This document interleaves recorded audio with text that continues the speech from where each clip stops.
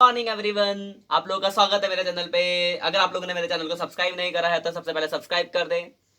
आज जो हम टॉपिक पढ़ेंगे वो पढ़ेंगे हम इंटरनल रिकंस्ट्रक्शन के बारे में। बीकॉम सेकेंड ईयर एक क्वेश्चन आएगा यहाँ से 15 मार्क्स का। तो पहले समझो आप इंटरनल रिकंस्ट्रक्शन होता क्या है।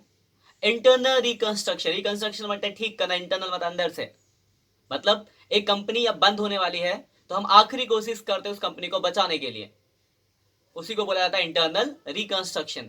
इसमें क्या होता है, एसेट्स की वैल्यू कम होती है, एसेट बेस से लायबिलिटीज की वैल्यू कम होती है, शेयर होल्डर्स के बारे में कम होता है, ये सारी चीज हमें पढ़नी होती है और फिर रिकंस्ट्रक्ट करके दोबारा से कंपनी को हम स्टार्ट करने के बारे में सोचते हैं। तो हम इसके आज अकाउंटिंग ट्रीटमेंट के बारे में देखेंगे। ठीक है, आते हैं वीडियो पे। ये जो हमारा टॉपिक है वो है इंटरनल रिकंस्ट्रक्शन। इंटरनल रिकंस्ट्रक्शन का मतलब कि कंपनी में डूबने वाले तो हम एक लास्ट कोशिश कर रहे हैं कंपनी को बचाने के लिए। तो देखो सबसे इसमें एंट्रीज के फॉर्म में एडजस्टमेंट होती है जो भी आपको करना है। देखो पहला एंट्री क्या है, increase in value of asset, decrease in value of liability. देखो अगर एसेट बढ़ेगा तो डेबिट, लायबिलिटीज घटेगी तो डेबिट, डेबिट कर दिया। एसेट्स डेबिट या liabilities debit to capital reconstruction. तो एसेट्स बढ़ेगा तो एंट्री हो जाएगा assets account debit to capital reconstruction, liabilities घटेगी तो एंट्री हो जाएगा liabilities account debit to capital reconstruction. ठीक है, अगली एंट्री पे आते हैं। इसका सेम उल्टा है, decrease in value of assets, increase in value of liabilities. Assets घटेगा तो क्रेडिट, लायबिलिटीज बढ़ेगा तो क्रेडिट, तो एंट्री होगी capital reconstruction account debit to assets से लायबिलिटीज। जैसे आपने डिजुलेशन में था वहां पे हम रियलाइजेशन के थ्रू एंट्री करते हैं, यहाँ पे आपको कैपिटल रिकंस्ट्रक्शन से करना है। थर्ड एंट्री आपको याद रखनी पड़ेगी। थर्ड एंट्री रिकंस्ट्रक्शन खर्चे पे करने की। तो पहला paid reconstruction expenses to bank, फिर वो खर्चा हुआ ट्रांसफर करेंगे अकाउंट में, तो capital reconstruction account debit to reconstruction expense. तो दो एंट्री हो गई रिकंस्ट्रक्शन एक्सपेंस पे करने की। फोर्थ एंट्री पे आते हैं, अगर मैं कोई एसेट बेच रहा हूँ तो पैसा आएगा कैश या bank account debit to assets. बेचने पे अगर प्रॉफिट हुआ तो क्रेडिट में कैपिटल रिकंस्ट्रक्शन, लॉस हुआ तो डेबिट में कैपिटल रिकंस्ट्रक्शन। अगली एंट्री है लायबिलिटीज पेड करने की। तो liabilities account debit to cash या बैंक, और वही बेचने पे या एसेट्स दे दिया तो एसेट्स, और बेचने पे फायदा या नुकसान, फायदा हुआ तो क्रेडिट में कैपिटल रिकंस्ट्रक्शन, लॉस हुआ तो डेबिट में कैपिटल रिकंस्ट्रक्शन।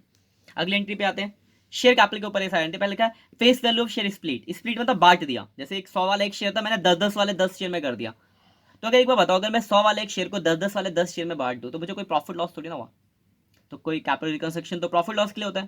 तो इसकी एंट्री क्या होगी, इक्विटी शेयर या प्रेफरेंस शेयर जो भी है, पहले एक शेयर था 100 वाला, अब नए जो शेयर हो गए 10 शेयर हो गए 10 वाले, तो इस समय कोई प्रॉफिट या लॉस नहीं हुआ, तो कैपिटल रिकंस्ट्रक्शन की बात नहीं। एंट्री हो गई ओल्ड इक्विटी शेयर्स टू या old share capital to new share capital. ठीक है, अगले पे आते हैं, paid up value of share decrease, मतलब उसकी वैल्यू घट जाए। जैसे मान लो 100 का शेयर था, 60 रुपये 40 रुपये उसकी वैल्यू घट गई तो 60 रुपये बचा। तो एंट्री कर देंगे कैपिटल मतलब equity share capital preference share capital to capital reconstruction. फायदा कितने का हुआ, 40 रुपये का। इस एंट्री को आप ऐसे भी कर सकते हो, share capital 100 to capital reconstruction 40 और बाकी 60 बच गया जो। और ऐसे भी कर सकते हो, जो फायदा डायरेक्ट दिखा देना। ठीक है, अगले पे आते हैं, face value and paid up value of share decrease and split. 100 का एक शेयर था, 40 घट गया, 60 को हमने 10-10 वाले 6 में बांट दिया। तो पहले एक शेयर था 100 वाला, 40 जो घट गया वो फायदा हुआ कैपिटल रिकंस्ट्रक्शन। ठीक है, और बाकी जो बच गया उसको हमने क्या करा, 6 शेयर दिए, तो न्यू शेयर क्या, 6 शेयर 10 वाले 60। ठीक है, इंक्रीज करने के बाद आपको बनाना पड़ेगा कैपिटल रिकंस्ट्रक्शन अकाउंट। अब देखो ये अकाउंट का ट्रांसफर कैसे होगा।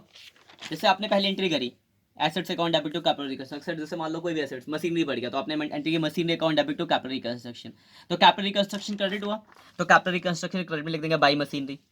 ठीक है, जैसे आपने दूसरी एंट्री की कैपिटल रिकंस्ट्रक्शन टू एसेट्स, तो कैपिटल रिकंस्ट्रक्शन डेबिट है तो कैपिटल रिकंस्ट्रक्शन के डेबिट साइड में जाएगा टू मशीनरी या टू फर्नीचर। मतलब क्या करना, आपको जितनी भी एंट्रीज आपने करी है उसमें कैपिटल रिकंस्ट्रक्शन जिस साइड है उसके हिसाब से आपको ट्रांसफर करना पड़ेगा। अगर कैपिटल रिकंस्ट्रक्शन क्रेडिट साइड में है तो इसके क्रेडिट साइड में आएगा, अगर कैपिटल रिकंस्ट्रक्शन डेबिट साइड में है तो इसके डेबिट साइड में आएगा। क्या कि हमने सारी एंट्रीज को कैपिटल रिकंस्ट्रक्शन के हिसाब से पोस्ट कर दिया। इतना होने के आपको क्वेश्चन में क्या होगा, एक बैलेंस शीट दी होगी, ठीक है, उसके बाद नीचे एडजस्टमेंट दी होगी, एडजस्टमेंट के थ्रू ये सारी एंट्री होगी जो मैंने आपको बताई। अब एंट्री हो गई, ट्रांसफर कर लिया।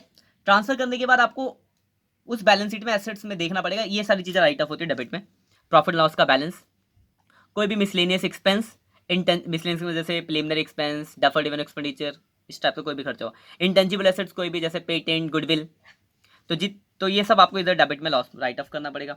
कोई भी रिजर्व होगा तो उसको क्रेडिट साइड में लिख देंगे। ये मतलब ये बोला नहीं होगा तो भी आपको पुराने बैलेंस शीट में अगर दिया तो उसको ट्रांसफर करना पड़ेगा।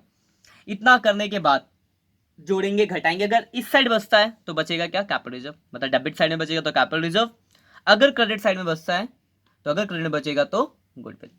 क्या क्या किया हमने, पहले वो क्वेश्चन में क्या होगा, बैलेंस शीट दी है, एडजस्टमेंट दी है, एडजस्टमेंट वही एसेट्स चेंज लायबिलिटी चेंज, तो पहले उससे रिलेटेड एडजस्टमेंट से हमने एंट्रीज करी, एंट्रीज करने के बाद उनको जिस हिसाब से रियलाइजेशन अकाउंट में ट्रांसफर किया, फिर ये जितने भी loss miscellaneous expense intangible assets होंगे इधर राइट ऑफ करेंगे, कोई रिजर्व हो इधर, फिर जोड़ेंगे, इधर बचा तो कैपिटल रिजर्व, इधर बचा तो गुडविल। अब इनकी भी एंट्री होगी, इस साइड है तो एंट्री क्या है, कैपिटल रिकंस्ट्रक्शन, तो capital reconstruction account debit to ये सारी चीजें, पीएनएल, फिक्टिविटीज, इंटेंजिबल, कैपिटल रिजर्व। अगर इस साइड है तो कैपिटल रिकंस्ट्रक्शन क्रेडिट, तो एंट्री होगी सिक्योरिटी प्रीमियम, वर्क में गुडविल हुआ टू कैपिटल रिकंस्ट्रक्शन।